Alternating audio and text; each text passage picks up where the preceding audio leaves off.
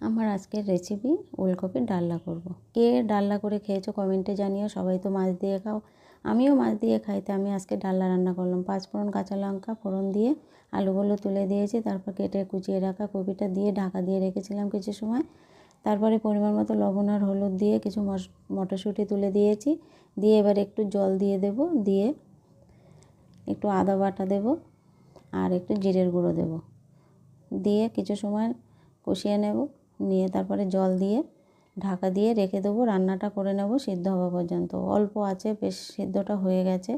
এবার আমি একটু মিষ্টি দিয়ে দেব আর একটু পিটুলি দেব। পিটুলিটা কিন্তু চালের গুঁড়ো, এটা দিলে বেশ সুন্দর হয়, আটা আটা হয়। আমার শ্বশুরমশাই এই রান্নাটা যখন করতাম তখন শুধু দুধ দিয়েই রান্না করতে বলতো, জল দিতে বারণ করতো। তখন বাড়িতে অনেক দুধ ছিল, এখন তো সেই দুধ নেই, আর এখন অত দুধ দিয়ে রান্না করলেও আমরা খেয়ে সহ্য করতে পারবো না। তারপরে নামিয়ে নিলাম, নিয়ে নামানোর আগে একটু ঘি দিয়ে নামিয়ে নেব। কেমন হয়েছে কমেন্টে জানিও, ভালো লাগলে লাইক কমেন্ট শেয়ার করে দেবে। রেডি হয়ে গেছে আমার ওলকপির ডালনা।